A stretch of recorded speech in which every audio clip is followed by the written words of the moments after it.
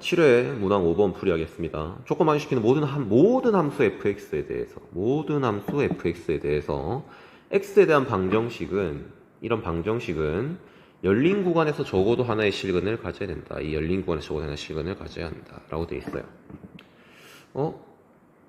어떤 열린 구간에서 적어도 하나의 실근을 갖는다. 어떤 열린 구간에서 어떤 y-값을 갖는다. 어디서 많이 본 멘트죠. 수학수에서. 자, 그러고 나서 가조건을 보시면 fx는 실수 전체 집합에서 연속이다. 라는 거예요. 기본적으로 모든 함수라고 했기 때문에 이 모든 함수를 다 구할 수는 없어요. 우리가 기본적으로. 그렇기 때문에 직접적으로 뭐 fx의 형태를 잡아서 구하는 문제가 아니라 어떤 정리를 통해서 접근하는 문제라는 생각을 할 수가 있을 거고, 연속이라는 거에서 우리가 가장 핵심적인 정리 두 가지를 생각한다면 최대 최소 정리, 그리고 나머지 하나가 뭐가 있죠?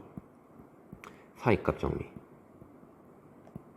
이 두 가지가 있다는 걸 알 수 있어요. 그리고 우리는 이 사이값 정리에서 우리가 함수가 연속일 때, 어떤 구간에서 연속일 때 그 구간 안에서 구간의 양 끝값에 대한 함수값 사이에 존재하는 y값을 만들어내는 x값이 반드시 존재한다 라는 그 사이값 정리에 대해서 우리가 알고 있죠. 자, 그럼 그 사이값 정리를 이제 한번 써볼 건데 어떤 방식으로 쓸 거냐라고 하면은, 사이값 정리 먼저 한번 얘기를 해줄까요? 사이값 정리. 사이값 정리라는 건 기본적으로 함수 fx가 어떤 닫힌 구간에서 연속일 때 이 끝에 있는 양 끝값에 있는 함수값 있죠. fa랑 fb라는 함수값의 사이의 임의의 실수, 어떤 저 두 사이에, 저 함수값 두 개 사이는 어떤 값이든 상관없어요. c에 대해 이 c라는 값을 함수값으로 가지는 어떤 실수값 x값이 반드시 이 a랑 b 사이에 열린 구간에 존재한다라는 거예요. 적어도 하나. 이 적어도 하나란 말 때문에 우리는 문제 접근 방식을 좀 파악할 수 있는 거예요. 여기도 보시면은 적어도 하나. 적어도 하나 가진다는 거죠. 몇 개를 구체적으로 가진다는 건 아니지만 적어도 하나는 있다는 거예요. 그래서 우리가 이 사이값 정리를 통해서 이제 연속이고 적어도 하나라는 이 멘트를 통해서 사이값 정리를 적용시킬 건데, 그럼 이 방정식 fx는 kx라는 걸 통해서 어떻게 여기서 연결시켜 갈 것이냐라는 생각인데, 자,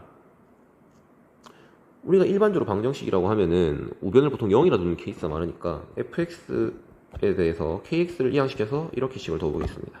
근데 이렇게 하면 또 헷갈릴 수 있으니까 얘를 내가 hx로 한번 둬볼게요. 그렇다면은 이 hx라는 함수는 과연 연속인가? 라는 생각인데, fx라는 게 지금 뭐라 했냐면 가조건에서 실수지 집합에서 연속이에요. 그리고 k값이 어떻게 됐던 간에 지금 1차 함수나 또는 상수 형태가 되기 때문에 k값이 0이면 상수, k값이 0이 안 되면은 1차 함수이기 때문에 우리가 이 1차 함수는 실수 전체에서 연속인가를 알 수 있죠. 물론 상수 함수도요. 따라서 연속 함수의 성질에 의해서 실수 전체에서 연속인 함수랑 실수 전체에서 연속인 함수를 두 개 더하거나 빼거나 곱하거나 나눠도 연속이라는 걸 알 수가 있어요. 같은 구간 안에서. 따라서 연속이다, hx도 실수 전체에서. 근데 우리가 보고 싶은 실수 전체가 아니에요.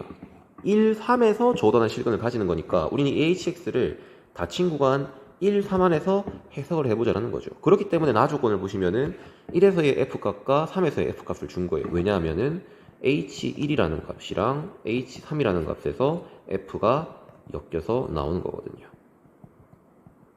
그래서 나 조건을 이용해서 f1은 5니까 다음과 같이 제시할 수 있고, f3은 마이너스이기 때문에 이렇게 제시할 수 있다는 거예요.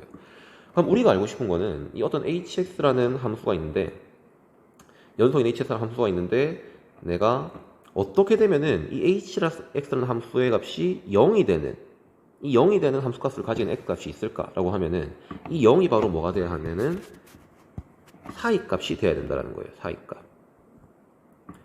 즉 경계값인 1과 3인 이 두 함수값의 사이에 있어야 하는 거죠. 정확하게 어떤 값인지 모르겠지만 여기가 1이고 여기가 3이라고 한다면, 뭐 예를 들어서 여기가 1,5-k, 뭐 여기가 마이너스 2,5, 3, 마이너스 2, 마이너스 3k, 이런 식으로 경계값에서의 함수값이 이렇게 주어져 있다라면은 이 두 함수값 사이에 있는 값은 반드시 그걸 연속인 함수에 대해서 그 어떤 y 값이건 이걸 만족시켜주는 아까 말했던 이 k 값이 존재한다는 거거든요.